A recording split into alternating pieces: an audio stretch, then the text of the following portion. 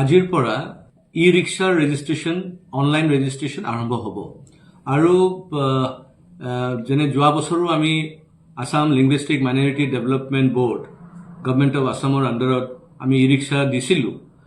এই বছৰ আমি প্ৰথমতে ফৰ্ম বনাইছিলোঁ এই কাৰণে যে এটা পাব্লিচিটি হ'ব, মানুহে গম পাব বুলি।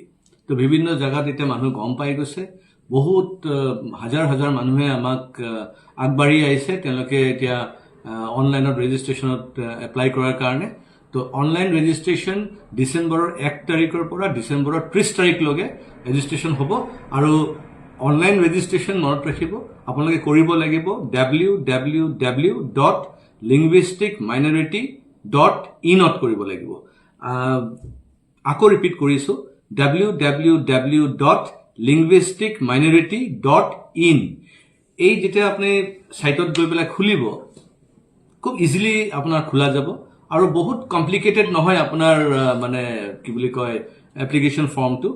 আপোনালোকে মোবাইলতো খুলিব পাৰে বা যিকোনো কম্পিউটাৰ কিয়স্কত খুলিব পাৰে।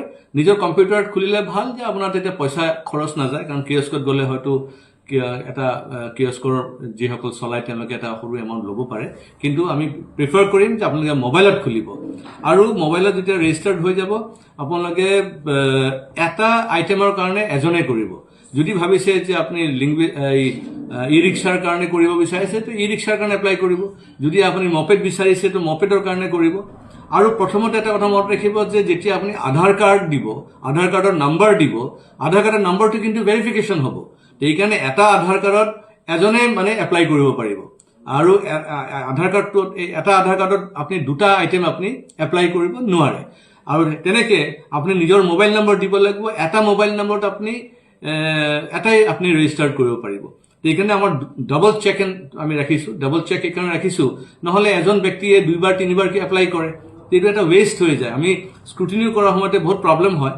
এনিৱে আমি চেষ্টা কৰিছোঁ, আমাৰ ছফ্টৱেৰটো এনেকুৱা ডেভেলপ কৰা গৈছে যে আমি ডুপ্লিকেশ্যন বা আমাৰ ভেৰিফিকেশ্যন বা আমাৰ ধৰক মিছা কোনোবাই দি আছে, তথ্য দি আছে, সেইখিনি ধৰাৰ কাৰণে আমি এনেকুৱা ধৰণৰ ডিজাইন কৰা গৈছে আমাৰ ছফ্টৱেৰ, যে বহুত ইজিলি আমি মানে এপ্লিকেণ্টছবিলাকৰ লিষ্ট আমি বনাব পাৰিম।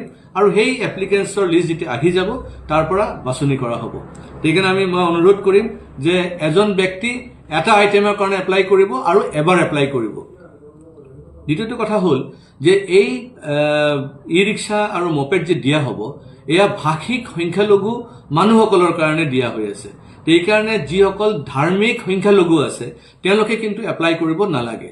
ধাৰ্মিক সংখ্যালঘু বুলি ক'লে যিসকল ইছলাম ধৰ্মীয় মানুহ আছে, বুদ্ধিষ্ট ধৰ্মীয় মানুহ আছে, খ্ৰীষ্টান ধৰ্মৰ মানুহ আছে, বা ধৰক জৈন আছে বা শিখ আছে, পাৰ্চী আছে, তেওঁলোকে এপ্লাই কৰিব নালাগে। ইয়াতে খালি ভাষিক সংখ্যালঘুসকলে এপ্লাই কৰিব। আৰু এটা কথা হ'ল যে অনলাইনত আপোনালোকে আপোনাৰ ড্ৰাইভিং লাইচেন্সটো আপলোড কৰিব লাগিব। এইকাৰণে কাৰণ আমি বিচাৰি আছোঁ যিসকলে এপ্লাই কৰিব এপ্লিকেণ্টছ, তেওঁলোকে নিজে গাড়ীখন চলাব লাগিব। ই ৰিক্সাই হওক বা মপেডেই হওক, তেওঁ নিজে চলাব লাগিব। তেওঁ এইটো ক্ৰয় কৰাৰ পিছতে কাৰোবাক ভাড়াত চলাব বা বিক্ৰী কৰি দিব, সেইটো নহয়। সেইকাৰণে আমি সেই প্ৰভিজনটো ৰাখিছোঁ যে যিসকলে নিজে চলাব ই ৰিক্সা, নিজে চলাব মপেড, আৰু নিজে মানে তেওঁৰ আনএমপ্লয়মেণ্ট প্ৰব্লেমটো ছল্ভ কৰিব বিচাৰিছে, তেওঁলোকক আমি সহায় কৰিবৰ কাৰণে আগবাঢ়ি আহিছোঁ। সেইকাৰণে মনত ৰাখিব যে ইকনমিকেলি যিসকল একদম খুবেই গৰীব, তেওঁলোকে যেন আগবাঢ়ি আহে। আৰু আমি তাতে কৈ দিছোঁ যে 3 লাখ টকাৰ তলত যাৰ গ্ৰছ এনুৱেল ইনকাম ফেমিলিৰ, তেওঁলোকে এপ্লাই কৰিব লাগে। যিসকল একদম দৰিদ্ৰ মানুহ, তেওঁলোকে এপ্লাই কৰিব লাগে।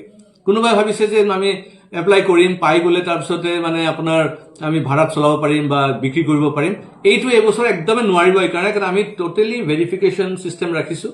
পিছত যদি ধৰা খাই যায়, তেতিয়া হয়তো লাজো পাব পাৰে বা ক্ৰিমিনেল অফেন্সো হ'ব পাৰে। সেইকাৰণে মই অনুৰোধ কৰিম যে আপোনালোকে সমাজ ব্যৱস্থাটো আৰু ভাল কৰিবৰ কাৰণে, যিসকল নিবনুৱা সমস্যাত ভুগি আছে তেওঁলোকৰ সহায় কৰিবৰ কাৰণে, প্ৰকৃত যিসকল দুখীয়া তেওঁলোকে যেন এপ্লাই কৰে। আৰু যিসকলে হয়তো বেলেগ কাম কৰি খাব পাৰিব, তেতিয়াহ'লে তেওঁলোকে এপ্লাই কৰিব নালাগে। মই আশা কৰিছোঁ যে এই মিছনটো আমাৰ ছাকচেছফুল হ'ব। 1 ডিচেম্বৰৰ পৰা আকৌ কৈ আছোঁ যে অনলাইন ৰেজিষ্ট্ৰেশ্যন আৰম্ভ হ'ব আৰু 30 ডিচেম্বৰত শেষ হৈ যাব। আৰু তাৰ